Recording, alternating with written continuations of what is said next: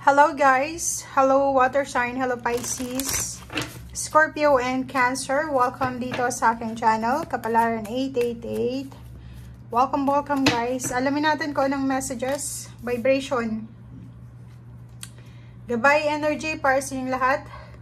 Water sign, Pisces, Scorpio and Cancer. Number 3, courage. Ito'y para sa Sabado reading to guys. So kung makikita mo number 3, may iba sa inyo dito, water sign, Pisces, Scorpio, and Cancer, na parang hindi na kayo nagkakaroon ng lakas loob. Medyo kulang yung courage nyo, yung lakas loob. And ito, sinasabi ng baraha sa'yo dito na kailangan yung hanapin. Kailangan yung lakasan ang yung kalooban. Okay? Sa araw na ito, hindi ko alam kung bakit ka pinanghihinaan ng loob or kung ano pa man. But sinasabi ng baraha sa'yo dito, water sign, Pisces, Scorpio, and Cancer, na lakasan mo yung loob mo. Rejection. Reverse na rejection. Sinasabi ng baraha sa'yo dito na pwedeng, ang dahilan kung bakit ka medyo pinanghihinaan ng loob kasi natatakot kang ma-reject. So, reverse yung rejection. So, ibig sabihin, bakit ka matatakot? Eh, hindi ka naman rejected. Diba? If mag-a-apply ka ng trabaho, wala pang application, di ba? Parang negative ka na. So, hindi daw dapat ganun. Dito sa barahang to, sinasabi ng barahan na be courageous, be strong. Huwag kang matakot sa rejection. Kasi minsan yung rejection is a blessing in disguise yan. Na parang ilalayo ka sa isang sitwasyon na hindi maganda para sa'yo. Parang ganun. Okay, so, dito sa barahang to, ang gustong sabihin sa'yo na lakasan mo ang loob mo, huwag kang maging negative, huwag kang mag-self-pity, huwag kang panghinaan ng loob.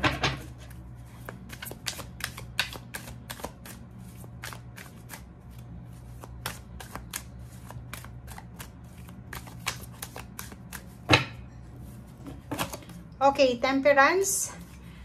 Marami kang hinihintay, marami ka sigurong minamanifest pero hindi pa nangyayari. Marami kang manifestation pero wala pang result. Etong temperance na ito, sinasabi ng baraha na kailangan mong maghintay. Kailangan natin ng pasensya, kailangan natin ng courage, kailangan natin ng bravery, and kailangan natin na maghintay. Okay? And timbangin din natin yung situation.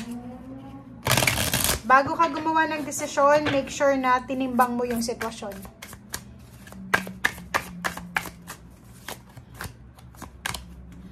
Magic. Ano bang hinihintay mo na to? It's either offer of love, offer ng job. Ano ba itong hinihintay mo? Paki-comment sa comment section. Kasi sinasabi ng barahan na hindi ka dapat natatakot.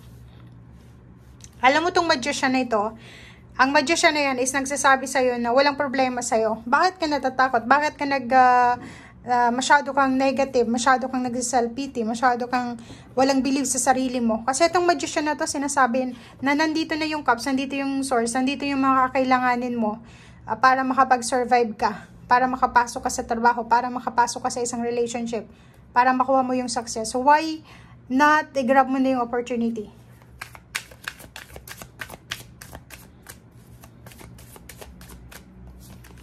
Okay, Page of Wands.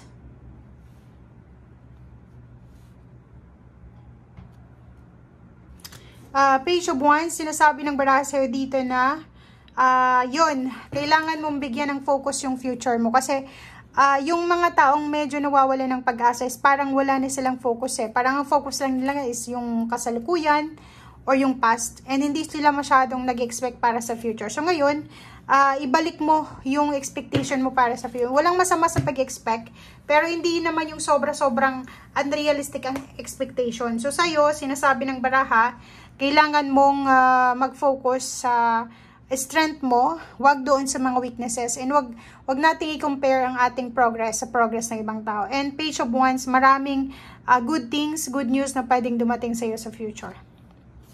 Tingnan mo, may celebration. So, sinasabi ng barahan na may darating na celebration. Siyempre, maraming celebration.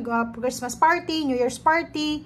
May mga magba-birthday sa family. Meron na any occasion to sa pamilya na pwedeng magdala sa'yo ng celebratory or energy or celebration.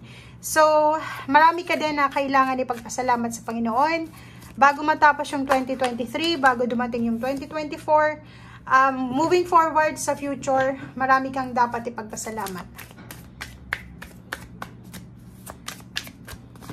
Okay, so Queen of Wands. Sinasabi ng Queen of Wands dyan na posibleng magiging sobrang sipag ka. Sobra kang magiging masipag. Sobra kang magiging motivated and determinado. And kung makikita mo dito sa Seven of Wands, marami kang kailangan na proteksyonan sa buhay mo. Ang proteksyonan mo dito, unang-una, yung self-confidence mo.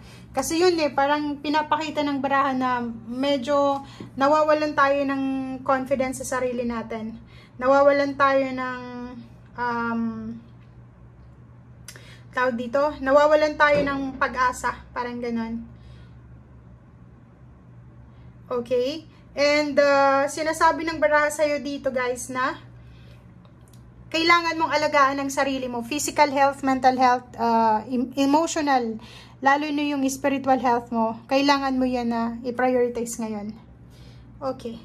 Ano pa ba? Bigyan mo din ng focus yung sarili mo. Masyado kang nakafocus sa ibang tao heartache, pain, naku, wag mong bibigyan ng pagkakataon yan.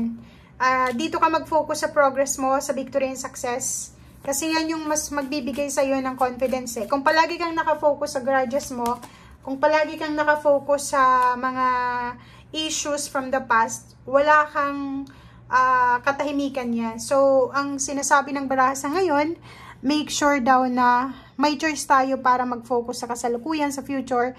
And wag yung nakaraan na pilit natin binabalik. 'Di ba yung mga nakaraan na pilit nating inuulit-ulit, yung mga niro-romanticize natin yung mga past issues, mga nangyari sa nakaraan, hindi tayo makamove on, paulit-ulit, parang ganun. So, comment down below.